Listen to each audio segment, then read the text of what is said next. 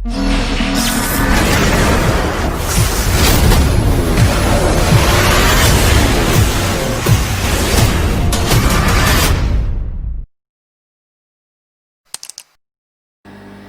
ustam, firmanın hakkında bir bilgi verir misin? 2015 yılında başladık biz bu işe. 2 tane amcam var. BMC'den emekli kendisi. Orada usta. Mekanik bakımcı. Onunla birlikte başladık. Bir tane bayi vardı anlaşmış olduğumuz. Karşıyaka'da. Vayland bayisi. Yetkili ana Vayland bayisi. Bir de Buca'ya Şubaş'ta. Onların kendi müşterilerine biz işlerini yapıyorduk taşeron olarak. 5 yıl oldu.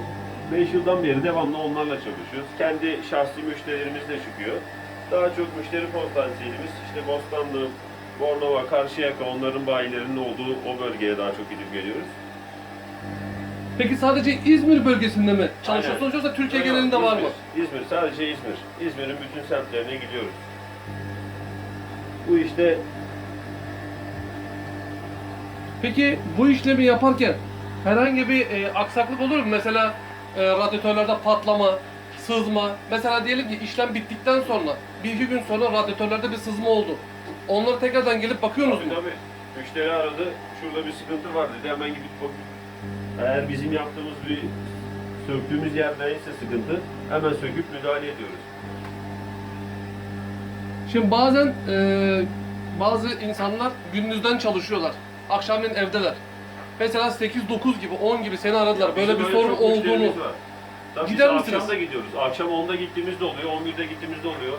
Anaokulları var mesela. Öğrenciler okuldayken temizlik yapmalarını istemiyorlar. Artık tabii samimiyete bağlı. Anaokulun sahibi bize cuma günü anahtarı veriyor. Biz pazar günü temizliyoruz. Pazartesi günü anahtarı teslim ediyoruz. Hiç gelmiyorlar bile kendileri. Bu biraz da güvenlik gerektiren bir iş. Şimdi gittiğimiz yerlerde villalara gidiyoruz. Yatak odasına giriyorsun, bütün takı kolyeleri, eşyaları, her şey meydanda oluyor. Yani bizde çalışan yabancı yok. 2 tane amcam var, bir ben varım, bir kuzenim daha var. Hani böyle aile şirketi. Çünkü şimdi biz bütün odaları tek tek giriyoruz, dolaşıyoruz. Eleman olsa odaya, vanaya git kapat diyeceksin, orada ne yaptı, ne etti. Yani biraz da güven olması gerekiyor bu işte. Şükür 5 seneden beri her gittiğimiz bir müşteri bize en az 3 müşteri gönderiyor. Yani reklam broşür dağıtmamıza gerek kalmıyor yani.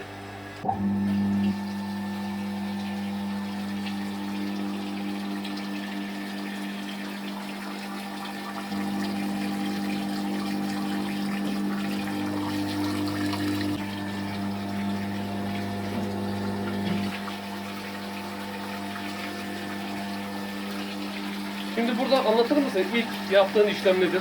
Şimdi burada ilk önce sistemdeki pis suyu boşaltıyoruz. Bir kaba durulama yapıyoruz. Daha sonra içine petek ve tesisat temizleyici kimyasal ilacımızı koyacağız. Makinenin filtresini takıp bu geri dönüşü makinenin geri dönüşüne takacağız. Kombinin oradan vanaları kapattık. Kombiye su girişi yok şu an.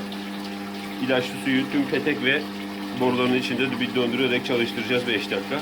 Bu ilaçlı su bütün petek ve boruların içinde dolandıktan sonra vanaların hepsini kapatacağız. Sadece tek bir petek bırakacağız en sondan. Peteğin büyüklüğüne göre zaman tutanarak kademe kademe her peteği tek tek aç kapa yaparak yıkama işlemi yapacağız. Yıkama işlemi tek tek bütün petekler bittikten sonra bu sefer tek tek durulama işlemi yapılacak. İçindeki yıkanan ilaçlı pis su temiz su basılarak buradan aynı bu şekildeki gibi boşaltılacak. Bu da yine tek tek yapılacak. Buradan gözle göreceğiz. Bir peteği açık bırakıp durulamaya başladığımızda temiz geldiğinde onu kapatıp diğerini açacağız. Bu şekilde yıkama işleminden geriye doğru tek tek en sondaki peteğe kadar durulama işlemini yapıp daha sonra havlu panı dışarıda yıkayıp havlu panın montajını yapacağız. Kombinin altında filtresini söküp temizleyeceğiz. Kombinin içindeki eşanjörünün içindeki pis suyu boşaltacağız komple sistemden buraya. Daha sonra çalıştırdığında peteklerin içine karışmasın diye. Daha sonra havalarını alıp cihazı çalıştırıp teslim edeceğiz. Peki ilk durulama işlemi kaç dakika sürüyor? İlk Bütün durulama tesisatlarınızı işlemi geçiyor. dairenin büyüklüğüne göre değişiyor ve sistemin kirliliğine göre. Buradan temiz su geldiğini gördüğümüzde durulama işlemini kesip ilacı koyup yıkama işlemine başlıyoruz. Daha sonra yıkandıktan sonra tekrar çıkan kirli suyu zaten siz de göreceksiniz. Ortalama bir dairenin büyüklüğüne göre değişiyor. 1,5-2 saat arasında bir zaman dilimi sürüyor.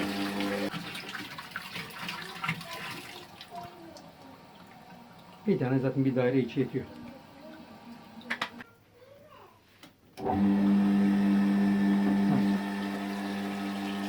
Şimdi bu aynı Anlatalım. kombi görevini görüyor şu an.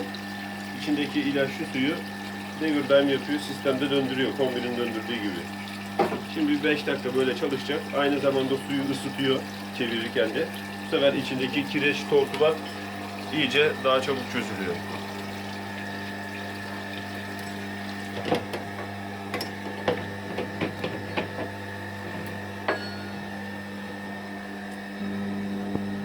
Peki şu an işlem şu anda kaç dakika sürecek?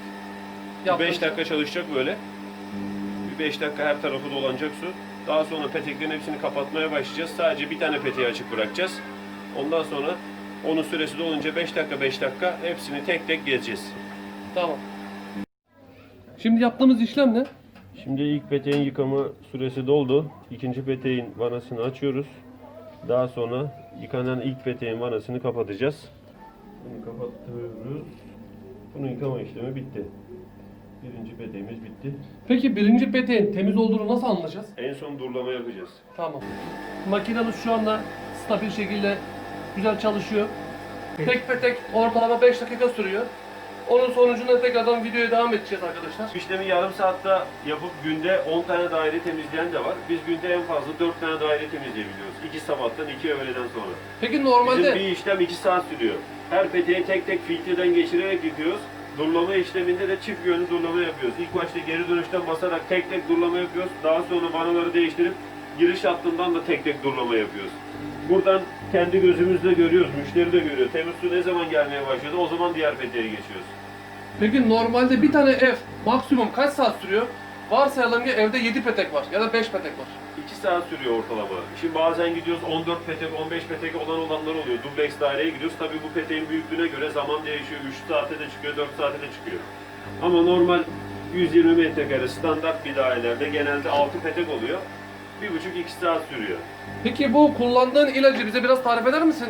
Hangi işlem yapıyor, ne yapıyor 2015'ten bu? beri devamlı bu firmayla çalışıyoruz biz. İstanbul'da Make Process petek ve tesisat temizleyici özel üretilmiş kimyasal bir ilaç. Kesinlikle plastik borulara, metal aksama zarar vermiyor. Burada TSE belgesi ve garanti belgeleri de var. 5 seneden beri bu firmayla çalışıyoruz. Hiçbir müşterimizden de geriye dönüş olarak bir şikayet almadık. Sisteme kesinlikle zarar vermediğine dair firma da buna garanti veriyor. Alüminyum petekleri de bunlar yıkayabiliyoruz. Hiçbir şekilde zarar vermiyor. Alüminyum petekler çok hassas ve ince olduğundan dolayı bir müşterimiz özellikle sordu kullandığı kimyasal zarar verir mi diye. Biz de İstanbul bölge bayisini arayarak oradan bilgi aldık. Kesinlikle zarar vermeyeceğini söylediği biz de temizliği yaptık. Hiçbir sıkıntı yaşamadık. Temizlik işlemi bitti şu an.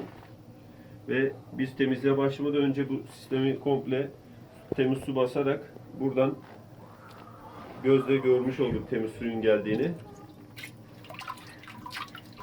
Peteğin içinde biriken kireç ve tortuları bu şekilde çözüyor. Su böyle çamur gibi oluyor.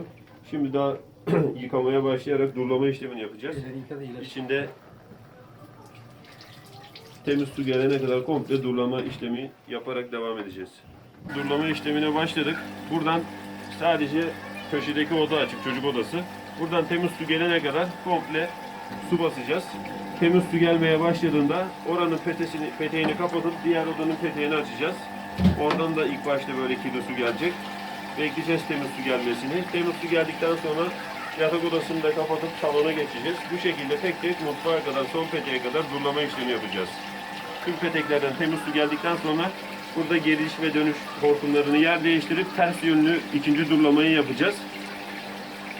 Daha sonra da havlupanın montajını yapıp kapatacağız. Şimdiki filtreyi sökelim.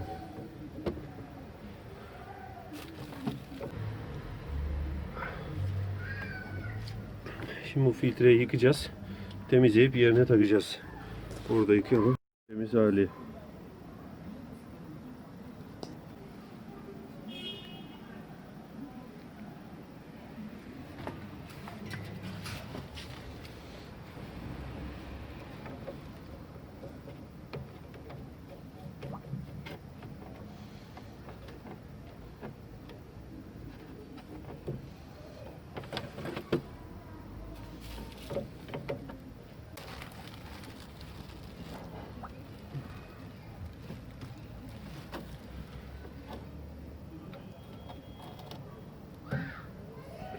Şimdi peteklerin hepsi kapalı.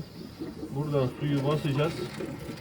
Banyoda bunun eşanjöründeki bütün su boşalacak. Sisteme hiç girmeden hattan direkt banyodan boşalıyor şimdi. Orayı da göstereyim.